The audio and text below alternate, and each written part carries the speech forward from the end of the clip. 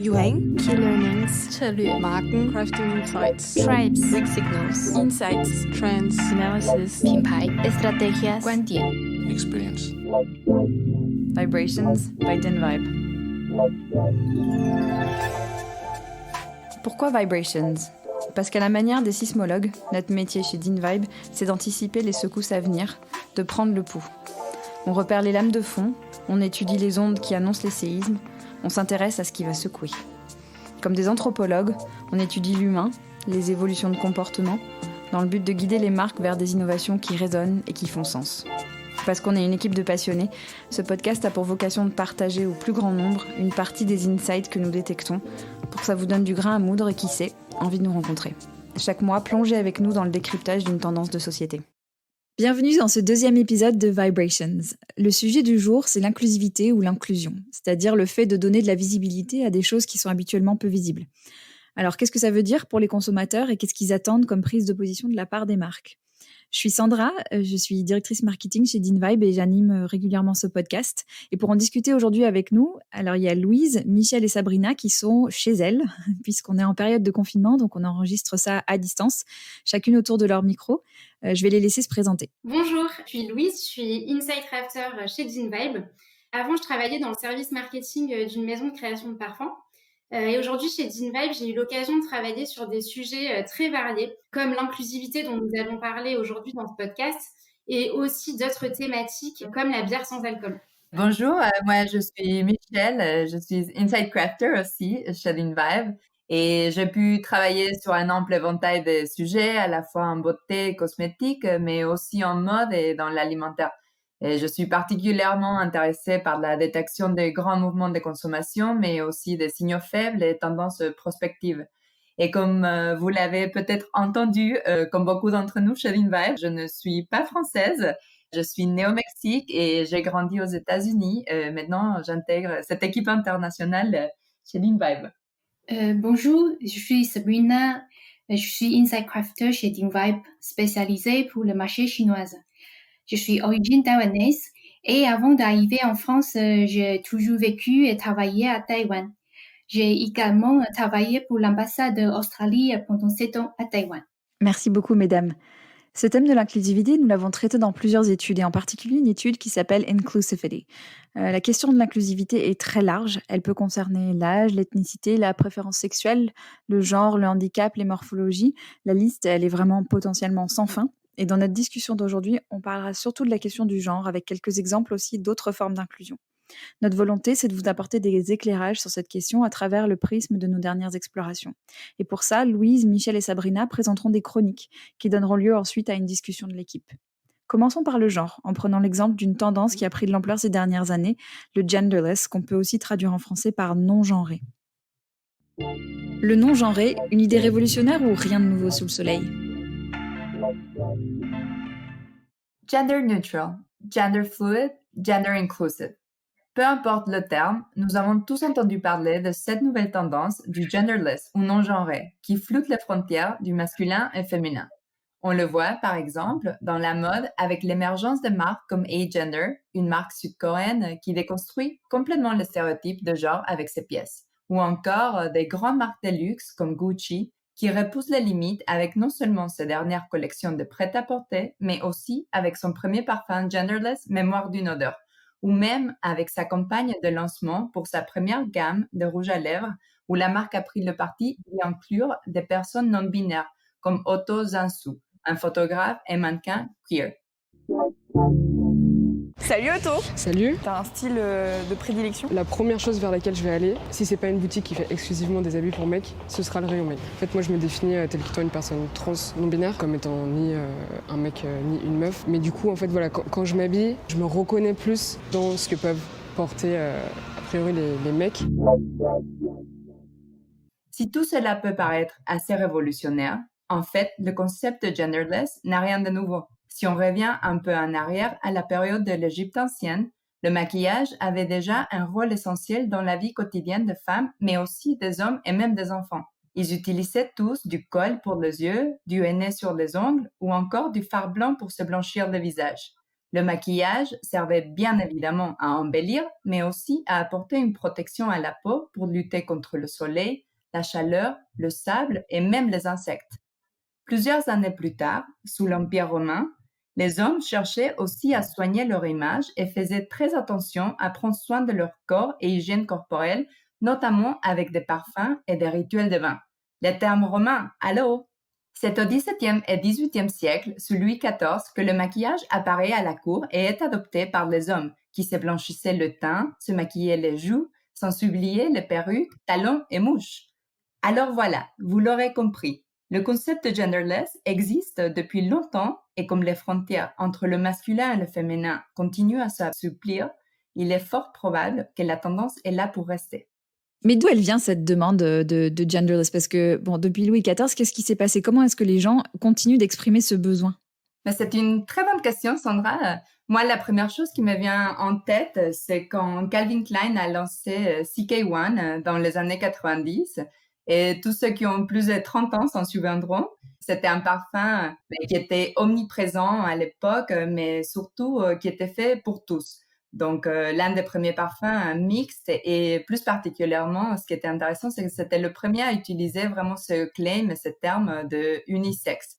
CK1 est vraiment devenu un des pionniers à célébrer ces mouvements durant une décennie où l'androgynie devient cool. C'est intéressant ce que tu dis, Michel, parce que en fait, ça ne se manifeste pas uniquement dans la mode ou dans la beauté. C'est vrai qu'on le voit aussi pour les marques de jouets, en fait, qui tentent de réduire cette notion de genre. Prenons l'exemple de cette marque qui s'appelle Oxybul Éveil et Jeux, en fait, qui propose des jeux dégenrés. Selon la directrice de la marque, c'est une manière, en fait, de faire évoluer les représentations. En effet, la marque propose des couleurs mixtes et non plus le traditionnel rose pour les filles et bleu pour les garçons, ou encore choisit de mettre en avant une photo de petit garçon avec une poussette ou encore une petite fille qui fait de la boxe. En fait, cette stratégie, elle permet de déconstruire les stéréotypes du genre qui sont parfois inculqués dès la plus tendre enfance. Et ça, j'imagine que c'est très poussé par la demande des parents qui sont de plus en plus avertis sur cette question-là et qui poussent les marques à réagir et à évoluer avec la demande, quoi. En Finlande, il y a un grand magasin type Galeries Lafayette qu'on peut connaître en France qui s'appelle Stockmann et qui, pour répondre à cette demande de vêtements genderless, avait dit consacrer tout un étage à des vêtements gender neutral, neutres. Et bon, au final, ça a créé une grosse déception parce que les gens s'attendaient vraiment à tout un rayon et à une prise de position massive. Et au final, c'était un petit pop-up et c'était des vêtements finalement assez banals. C'était pas très transgressif. C'était des t-shirts blancs, des pulls et des baggies. Donc rien de franchement transgressif, mais on sent que derrière, il y a une réelle demande pour ça et des gens qui cherchent des solutions, quoi. Et si je rajoute à ce que tu dis, Sandra, en effet, ce que nous avons observé quand on a traité cette thématique du genderless, c'est le fait que pour certains, le genderless peut rester perçu comme un peu restreint ou même un peu élitiste, notamment quand on parle des vêtements et aussi dans le parfum. Par exemple, il y en a qui regrettent que le genderless soit encore uniquement réservé aux riches ou aux gens minces et pas très inclusif pour tout type de morphologie. C'est vrai ce que tu dis. Et puis derrière ça, il y a aussi ce risque que les tentatives des marques soient perçues comme au mieux un peu maladroites et au pire comme du genderless washing, enfin comme on parle de greenwashing. Vraiment une volonté de se positionner à tout prix et pas forcément de manière très pertinente.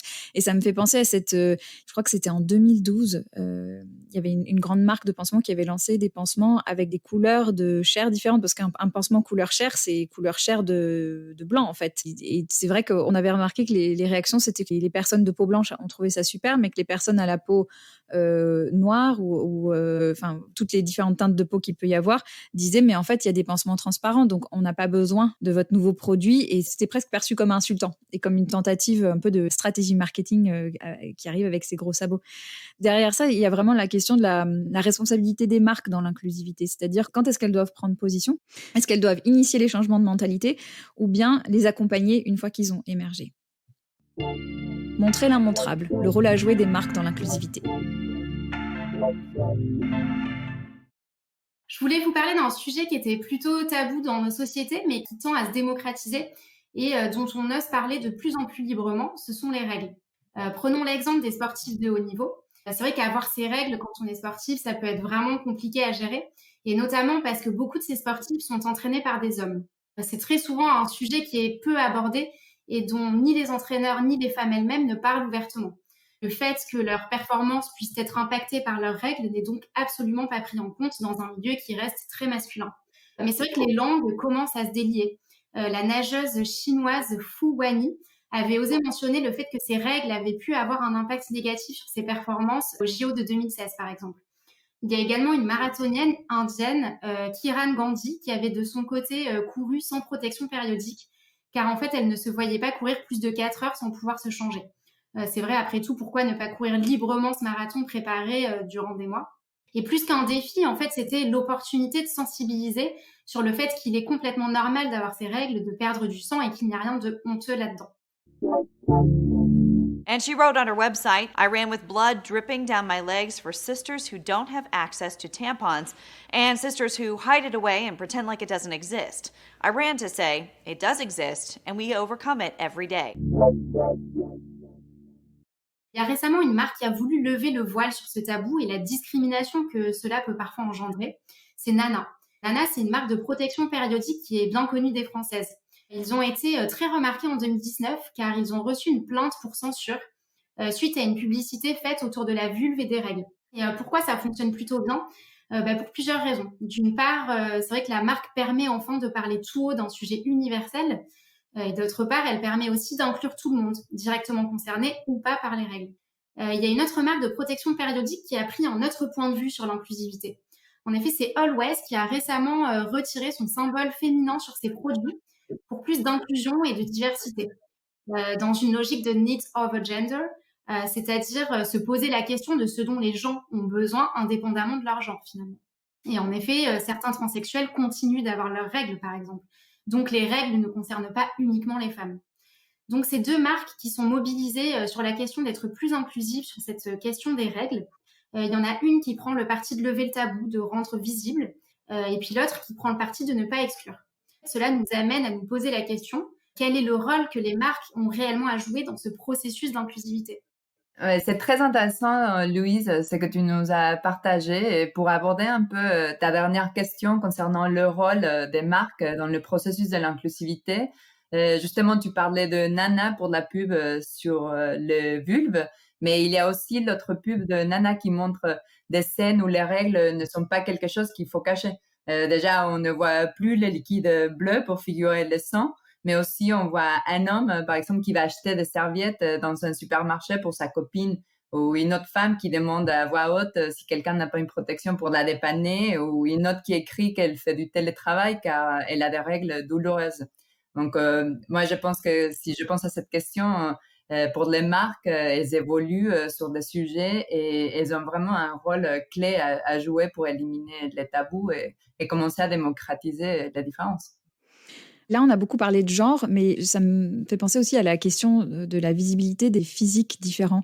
Pendant très longtemps, on a reproché à la pub de ne montrer que des corps filiformes qui sont très peu représentatifs des corps féminins qu'on peut croiser tous les jours. Jusqu'à il y a très peu de temps, les marques avaient été très frileuses de se lancer dans l'inclusivité ou dans le fait de montrer des physiques différents. Et c'était impressionnant parce je crois que c'est il y a 2 ans qu'il y a eu une première marque qui s'est lancée, qui était la marque Isée, qui était une marque plutôt de niche au départ, qui a commencé à montrer des corps différents pour ses campagnes de maillot de bain. Et petit à petit, les marques plus connues, comme Princesse Tam Tam ou Etam, s'y sont mises. Et maintenant, c'est devenu...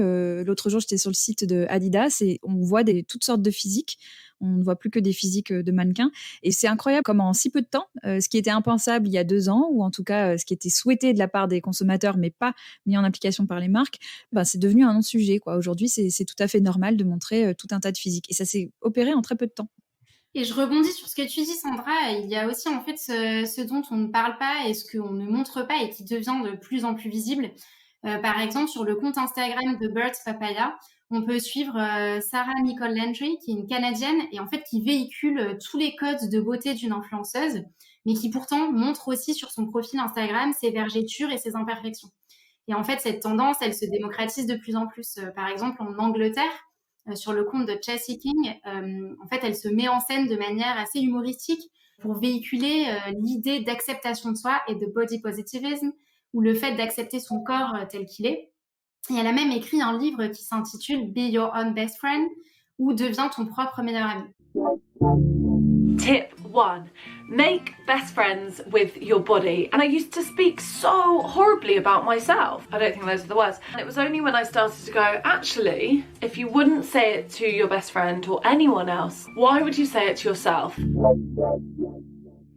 C'est super important, en effet, je pense, de parler de cette notion de... Là, tu parles d'influenceurs, mais il y a aussi la question des égéries, qui est très liée au rôle de la pub dont on a un petit peu parlé. Il y a la marque Axe qui s'est vraiment démarquée il y a peu avec une pub qui montrait des hommes qui se posaient des questions réelles et qui montraient les complexes qu'ils pouvaient avoir très loin des stéréotypes sur la masculinité. Donc, il y a cette question du rôle des marques pour lancer les changements de mentalité ou pour les accompagner.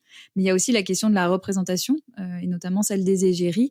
Qu'est-ce que les consommateurs attendent en termes de représentation de leurs produits préférés? Qui même me suivent, les égéries au-delà du genre.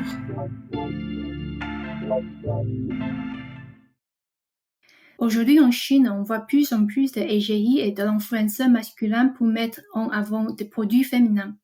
En effet, il y a 10 ans, les hommes qui prenaient la crème de visage a été vu comme ridicule en Chine.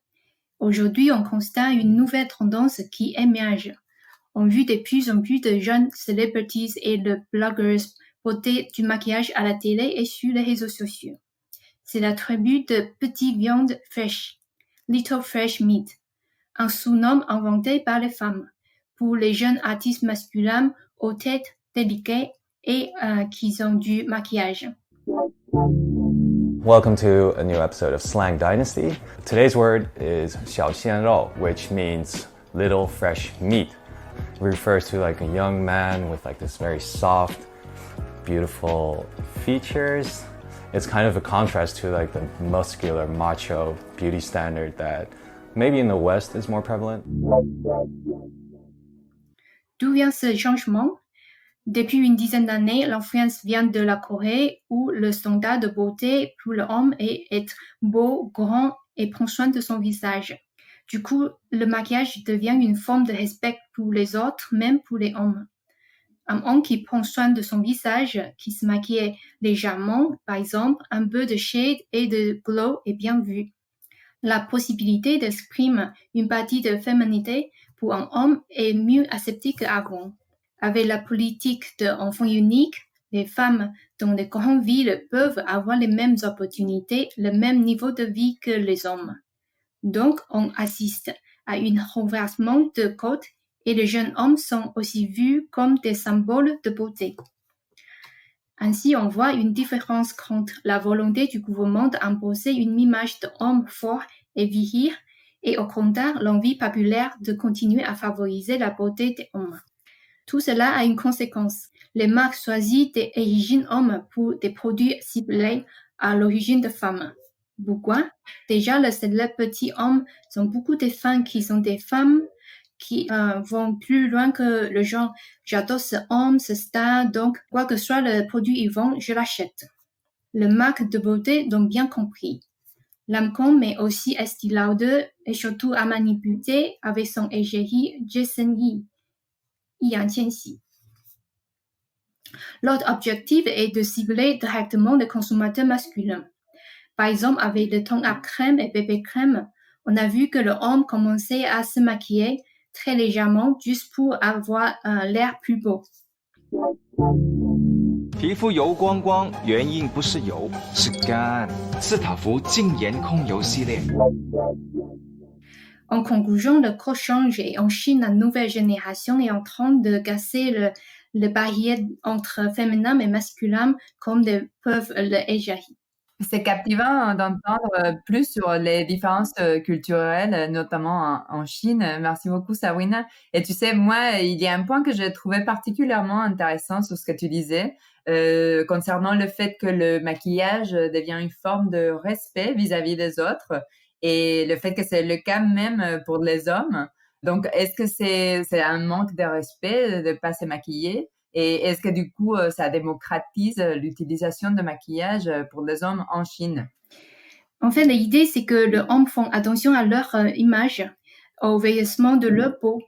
Mais fais attention, ne pas aller trop loin. Du bébé crème ou du glow, ça va, oui, mais pas avec de mascara. Et en fait, de hommes qui se maquillent, c'est pas uniquement pour la Chine, on a constaté en Corée et aussi pour la japonaise. Et en Chine particulier, on a vu qu'il y a beaucoup de beauty influencers qui sont les hommes. Les consommateurs femmes, ils trouvent que le conseiller qu'ils donnent était bien. En fait, elles font plus confiance sur le homme que les femmes. In China, the hottest lipstick salesperson is not a woman. Meet Li Jiaqi, better known as Lipstick Brother. He's an internet celebrity and the #1 seller of lipstick online.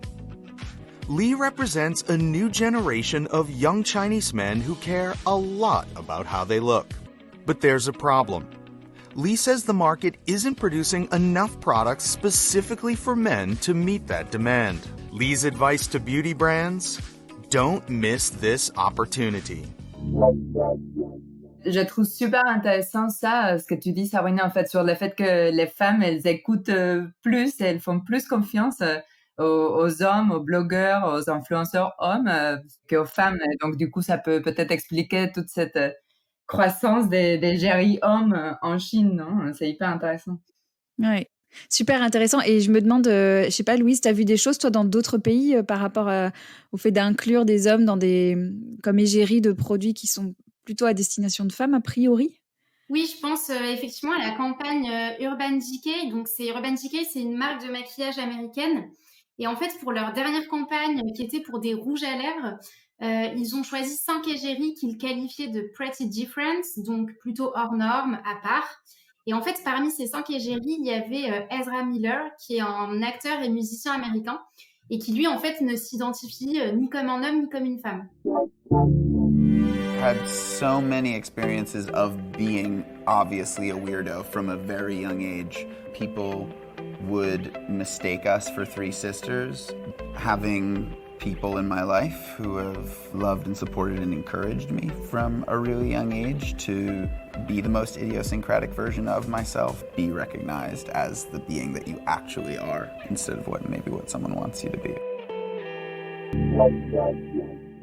Et en fait, cette campagne, elle a reçu un accueil plutôt positif avec beaucoup de commentaires de personnes se sentant représentées et incluses dans cette campagne qui casse en fait les frontières du genre. Et en fait, la question derrière ça, c'est est-ce que demain, ce type de campagne ou de choix d'égérie deviendra la nouvelle norme? Est-ce que ce type de campagne touchera au-delà des communautés concernées?